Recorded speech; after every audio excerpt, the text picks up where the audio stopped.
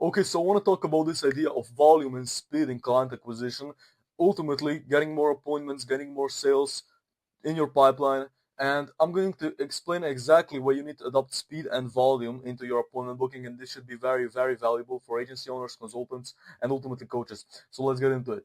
Now, I have this document ready for you guys. So with speed, we can do a lot of volume. That's very important, right? Because if you're a fast worker, once you do the shit fast, right? You don't wait. You just do it. That's the most important part. You can do a lot of volume. And you need to risk. You need to put money on the line. You need to buy the tech. You need to buy, if you're doing outbound, you need to buy the mailboxes. You need to buy the accounts just to do a ton of volume. You need to hire setters. Even if it feels risky, it's probably the best decision that you'll ever make. Because with volume, we can achieve a lot of shit. Even if you don't know what you're doing, I'm going to explain exactly why volume is very important. Now, of course, we wanna integrate quality besides quantity. But let me give you an example, right? So what I have right here on the screen is the quality approach, right? So this is for the people who only do quality. This is an email example. So if you're sending cold emails and it probably didn't work out for you, or maybe if it's working, it's not working as well as you would like it to work. So this is how the quality approach goes. If you're getting, let's say, what you can see on the screen here is 1% appointment booking rate, 1.2% appointment booking rate, and you're sending 250 emails a day, new ones, per week, by the way, 50 per day. So in the week one, you might get 2 appointments from the 250 emails. In the week two, you might get 3 appointments, so that it's gonna really balance itself out.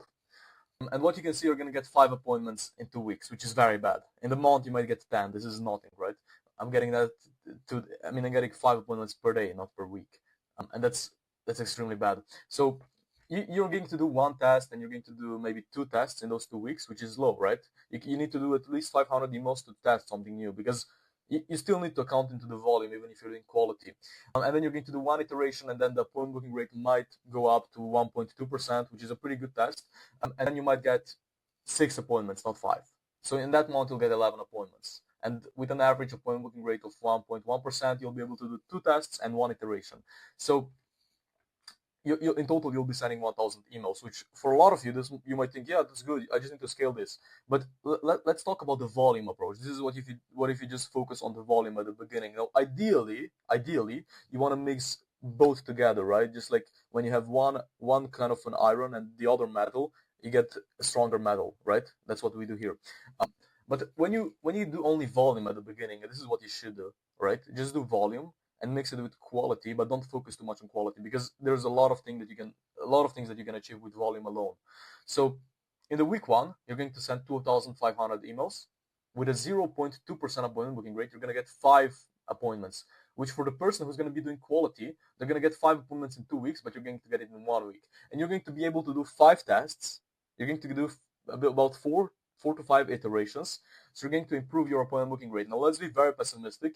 You get in the week two, you're sending the same amount of emails, but your appointment booking rate goes slightly up because you know what you're doing, and you get 7 appointments, which is much better than this guy right here who got 5 appointments in 2 weeks, but you got, what is this, like 13, 12 appointments in 2 weeks, which is like double the volume, right? Double the appointments, and you're gonna get better at sales. You're going to know what works. You're gonna do many tests, and they did this test. This just came to my mind. I think it was like a school project. I don't know. I think I heard it from Alex Hormozy.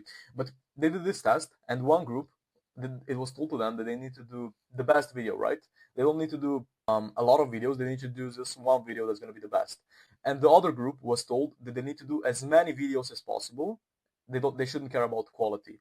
And ultimately, what ended up happening, the group that was able to do more tests, they got better quality at the end because they were able to do more volume. They got much better at the thing that they were doing, basically creating those videos, and they won because in both aspects, they had more videos, and they were able to get a better quality video at the end. So this is what we're going to do. We're going to do more volume, and at the end, we're going to get a better appointment booking rate because we're going to do more tests. Now, in this example, I don't take this into account. I'm going to still say that you get a lower appointment booking rate. But essentially, at the end of the month, once you do a ton of volume and you do a shit ton of tests, now this is just a underestimate of how many tests you'll do, but you're going to send 10,000 emails. This is going to be 10 times more than this guy, and you're going to get 35 appointments, probably more. This is just being very pessimistic on the volume side. So you're going to get 35 appointments, which is 3 times as much as this guy. So do you understand, right? If you have a 10% sales conversion rate, which is not good, you're going to get what? What is this, like, I don't know, fucking 4 deals, something like that. And in this example, you're going to get 1 deal. So this is going to be the reason why you need to do volume. And then once you get those deals in, once you have the capacity to fulfill all of the clients that you've just got, then you can focus on quality and mixing the volume at the same time. So this is going to be 1 month of outreach. And finalization is that volume beats quality. Do you understand, right? Especially in outbound, right? In ads, if you're running ads, it's going to be a bit different. But still, you still have to take this principle. So you're going to get 11 appointments if you do quality and 35 if you do quantity. Being very pessimistic, realistically, you're going to get about 60 if you do volume. It's going to be much better. Now, one of the biggest advantages of volume is that you can recycle the same market multiple times. The more often people see your brand, the more trust you will build. This is driven by something called familiarity bias.